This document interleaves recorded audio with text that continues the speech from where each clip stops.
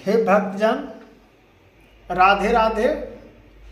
सभी भक्तजनों को नमस्कार, हाथ जोड़ के प्रणाम। आशा करता हूँ कि सब अच्छे होंगे और निर्भक्ता रूप से भगवान की कथाएं सुनते होंगे। पूरा कथा सुनिएगा तब कुछ समझ में आता है कथाएं के बारे में। जब अधूरा कथा जब होता है तो उसमें कोई रहस्य नहीं आता है। जैसे हम पढ़ाई करते हैं, अगर अधूरा पढ़ाई करके छोड़ दें तो कुछ हासिल नहीं हो पाता है, न नौकरी मिलता है न जॉब मिलता है प्राइवेट। उसी प्रकार से भक्ति का है। जब हम कथाएं कह रहे हैं तो पूरा कथाएं नहीं सुनिएगा तो पूरा कथा का ज्ञान कैसे प्राप्त होगा, भक्ति का ज्ञान कैसे प्राप्त होगा, दुनिया कैसे चले उसके प्राप्त कैसे होगा। तो इस चीज को समझना होगा। ये तो हम भी जानते हैं, आप भी जानते हैं कि इस दुनिया में किसी के पास कलयुग में समय नहीं है, समय का अभाव है, भाग दौड़ का जिंदगी चल रही है। तो भाग दौड़ का जिंदगी में उसी एक पल में हम थोड़ा सा भक्ति का निकाल लें, भक्ति का प्रेरणा सीख लें, सुन लें, तो उससे बढ़ के क्या मिलेगा। तो इसी विषय पर हम एक दिन श्रीमद् भागवत कथा में कहा गया है कि एक इंद्रदेव ने एक राजा ने की बात है, एक राजा ने जो साधु महात्मा अपना महल त्याग कर साधु बन गए थे, उनके मन में विचार हुआ कि हम ही माया जाल से अपना कैसे हटे। तो पूरा अपना महल त्याग दिए, किसी को राजा बनाकर अपना ही वृंदावन आश्रम से जीने के अपेक्षा अपना प्राप्त किए। तो एक दिन की बात है, राजा ने कहीं पे शांत वातावरण पर जाके मैं भक्ति भाव करूंगा तो चले दे। राजा ने चल दिए। जाते जाते एक जंगल घोर मिला। वहां पे राजा ने एक सोचा कि क्यों न यहाँ पर शांति वातावरण है, हम यहाँ पे क्यों ना अपना कुटिया बनाकर यहाँ पर पूजा पाठ हम करना शुरू कर दें कि भगवान से प्राप्ति का रूप धारण और भक्ति जागे। उसी समय राजा ने लकड़ियाँ इकट्ठा की, लकड़ियाँ इकट्ठा करके कुटिया बनाई। कुटिया बना कर एक भगवान का स्थापना की, जो हरि विष्णु भगवान का मूर्ति बनाए। मूर्ति बनाकर उनको पूजा दर्शन करना शुरू किए। बाकी अनेक प्रकार से शंकर भगवान का, सब भगवान का मूर्ति बनाकर एक भगवान का पहले ऐसी मूर्ति बना देते थे कि भगवान हमारा ही भगवान है, ही भगवान का हम सेवा अपना प्रयत्न राजा लोग करते थे। तो राजा साधु बन गए। उनका नाम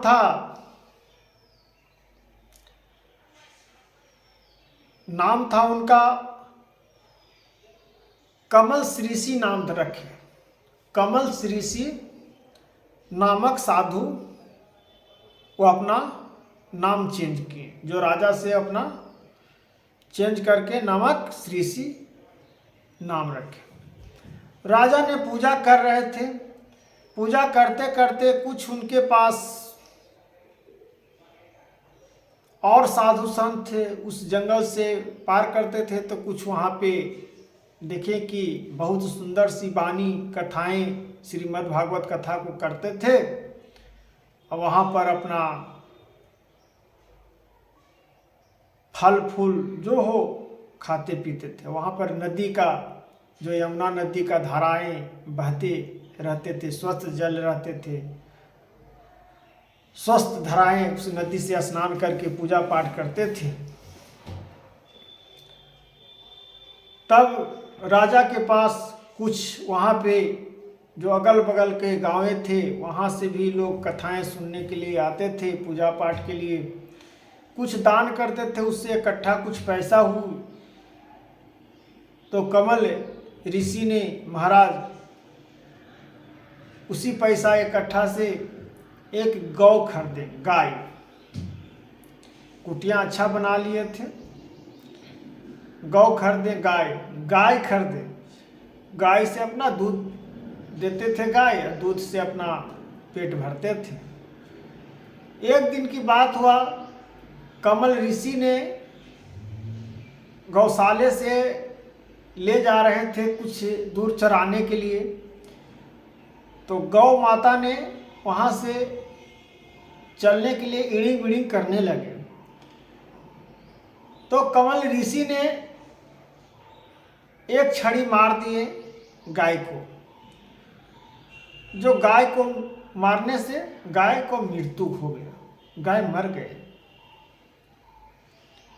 तो गौ हत्या बहुत महापाप है। गौ हत्या लगना समझिए बहुत आसान नहीं है। गाय तो मर चुके हैं। तब यमराज ने आए, यमराज गौ माता को, आत्मा को ले जाने के लिए, और उसके बाद आत्मा को ली यमराज और कमल ऋषि से कहें कि तुम भी चलो मेरे साथ। कमल ऋषि ने कहे हम क्यों चले, तो कि गाय के तुम्हारा गौ हत्या लगा है तुम पे। कमल ऋषि ने कहे कि मेरा गौ हत्या का क्या है, हम तो हाथ से मारे हैं, जो ये हाथ है इंद्र भगवान का है, मेरा तो ये हाथ है नहीं। तो रामायण में भी लिखा हुआ है और शिव पुराण में भी लिखा हुआ है कि कौन भगवान ने मुंह दिए हैं, कान दिए हैं, नाक दिए हैं, सुगंध दिए हैं, आँख दिए हैं, हाथ किनका है, पैर किनका है, पेट किनका है, लीवर किनका है, माइंड किनका है, डिप्रेशन किसका होता है, कैसे होता है, पैर चलने के लिए किनका होता है, सब भगवान ने अलग अलग रूपों में बांटे हैं। जो जन्म देते हैं उसी समय ब्रह्मा जी जब मनुष्य तन में उपयोग या किसी तन में उपयोग करते हैं तो उस समय सब देवताएं मिलकर अपना अपना शक्ति को देते हैं। तब कमल ऋषि ने कहे, बहुत विचित्र ये कथाएं हैं, सुनिए बताएं बहनें, बहुत अच्छा लगेगा। थोड़ा सुन लंबा वीडियो तो हो ही जा रहा है, लेकिन क्या करें, संक्षेप में ही बनाने में अच्छा नहीं लगता है। तो बताएं बहने, जब कमल ऋषि को ले गए कि नहीं चलना पड़ेगा, कमल ऋषि गए और गाय को भी मृत्यु लोक ले गए। वहाँ गाय को तो अपना जन्म मृत्यु लोक स्वर्ग का प्राप्त दिए, क्योंकि वहाँ श्री ऋषि जी रोज कथाएं कहते थे तो उनसे उनका मुक्ति मिला। तो गाय को कल्याण हो गया। अब ये राजा कमल श्री ऋषि जी को बताते हैं, बोले कि ले गए यमराज इनको भी, कमल ऋषि महाराज जी को। तो गए वहाँ, बोले कि बताइए यमराज जी, बोले कि अब आपको प्राण लेंगे। बोले कि ठीक है, ये हाथ काट दीजिए, मेरा हाथ नहीं है, लेकिन प्राण नहीं ले सकते हैं।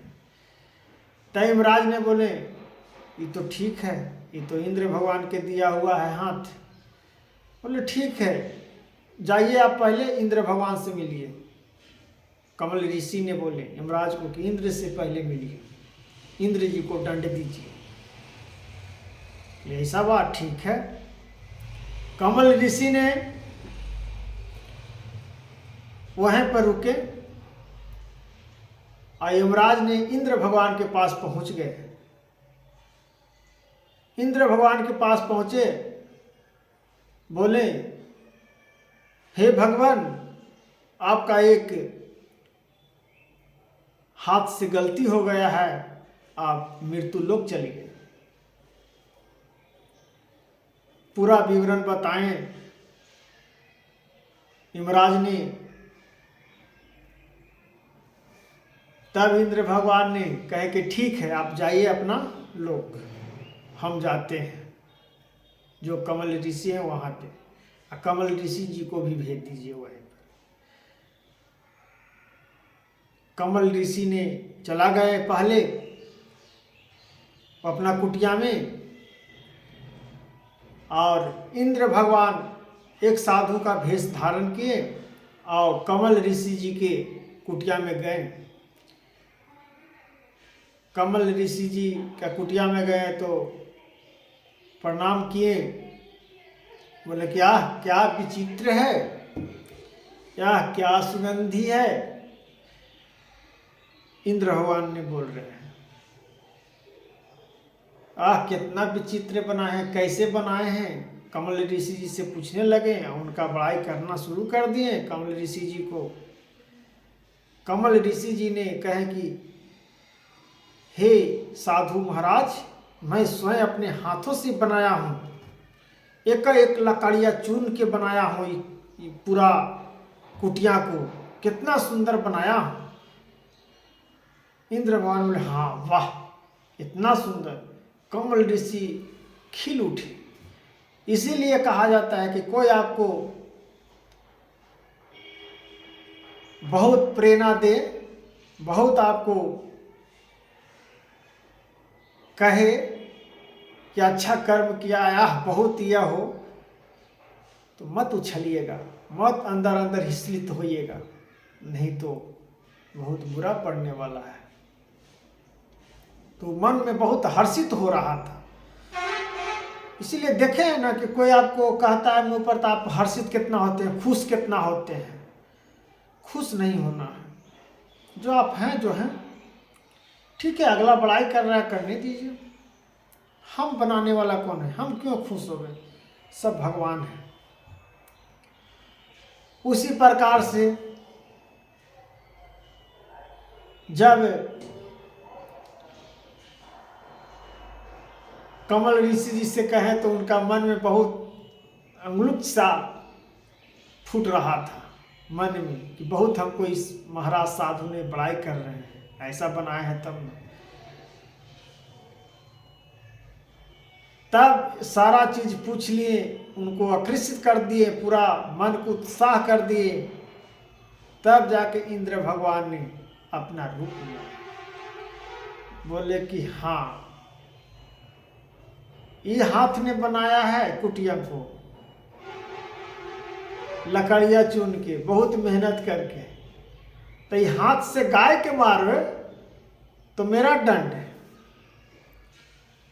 ये कुटिया बनाया तो ये किसका दंड है, ये किसका पुण्य, तो मेरा पुण्य। कमल ऋषि ने बोले एक गौ हत्या कर दिया, एक छड़ी मारा, बोल रहा है कि गत्ते मारे, गलती से मार दिए हैं, तो हाथ किसका है, मेरा है। तो ये हाथ से जो ये महल बनाए हो, कुटिया बनाए हो, किसका है, मेरा है।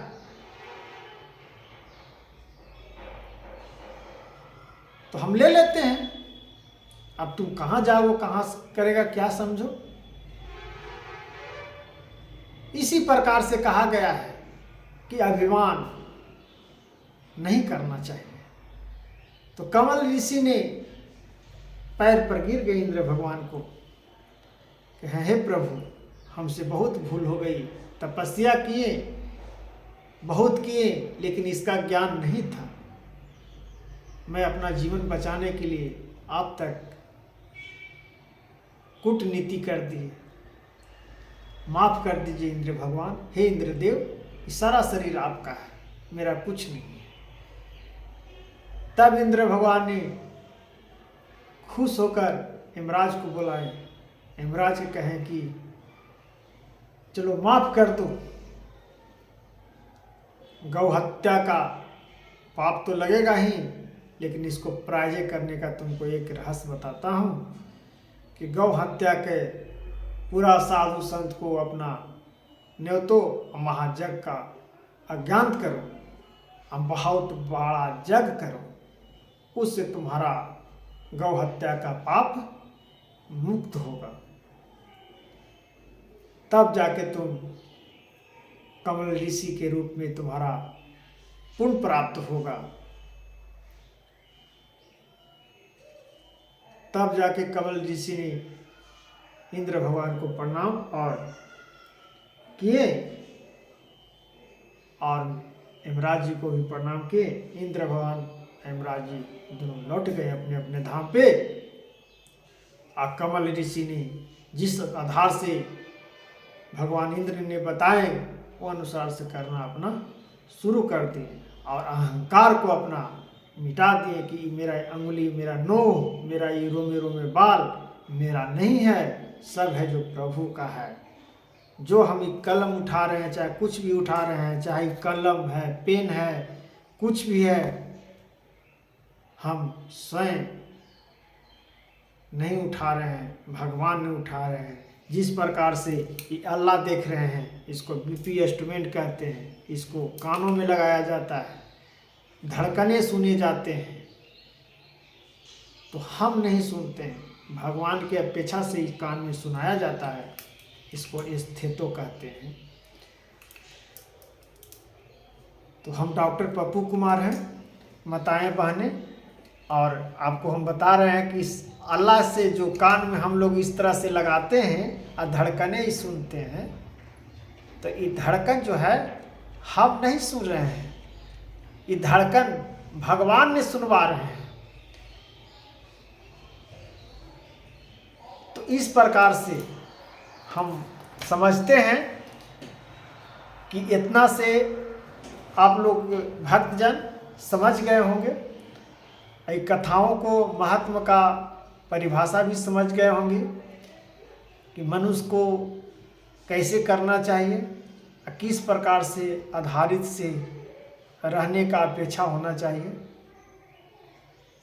महाआकांक्षा के रूप में अपना धारण करिए और भक्ति भावनाओं और सामाजिकता से जुड़िए और समाज को गंदा मत फैलाइए। और राधे राधे, हरे कृष्णा, सीताराम, कितना मीठी वचन अच्छा लगता है।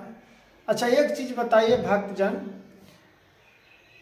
हम मोटरसाइकिल पर चढ़ते हैं, चाहे कहीं यात्री करते हैं तो पैसा लगता है, भक्ति करते हैं तो पैसा लगता है नहीं ना। ये क्या है अभी हम बोल देता हूँ। राधे राधे, हरे कृष्ण सीताराम सीताराम, राधे राधे सीताराम, हरे कृष्ण हरे बोलो हरे राम सीताराम सीताराम, कस के बोलो हरे राम। पैसा लगा, बैठले बैठे बोल दिए ना, 1 रुपया नहीं लगा खर्चा, रास्ता चलते चलते, बैठले बैठले, कहीं भी रहते रहते भगवान आपसे पैसा लिए। तो यह ना मार्गदर्शन है। गाड़ी टेम्पो पर बैठिए, आपसे पैसा मांग देगा। तो भक्ति में पैसा नहीं है, लेकिन फिर भी भक्ति से सब विमुख है, भक्ति नहीं हो रहा है, किसी से गलत चीज हो रहा है लेकिन भक्ति नहीं हो रहा है, भक्ति की अपेक्षा नहीं जाग रहा है। लोग क्या घुस गया है इसमें। पाप कर्म करने के लिए बोल दीजिए ना, 2 मिनट में पाप करने के लिए तैयार हो जाएगा हर व्यक्ति, हर मनुष्य। हाँ, जो ज्ञानी मनुष्य है, जो जानता है, जो समाज के लिए अवहेलना नहीं जानता है, समाज को जानता है, बेटी बहू को जानता है, वो मनुष्य कभी नहीं तैयार होगा। वो सर झुका के चले जाएगा, आपको बता देगा, कह देगा कि गलत आप करने जा रहे हो। अब उसका कलयुग की बात है, बात मानिए अथवा मत मानिए, लेकिन भगवान स्वयं आपको दंड देंगे। इसी महाआकांक्षा से कहा गया है कि हे भक्त, सामाजिकता और ज्ञान को मत भड़काइए, अपने मार्गदर्शन पर चलिए, अज्ञान का प्रेरणा लीजिए और हरे कृष्ण हरे राम, राधे राधे सीताराम। जय हरे कृष्ण, राधे राधे। भक्तजन सबको हाथ जोड़ को नमस्कार और प्रणाम स्वीकार करें।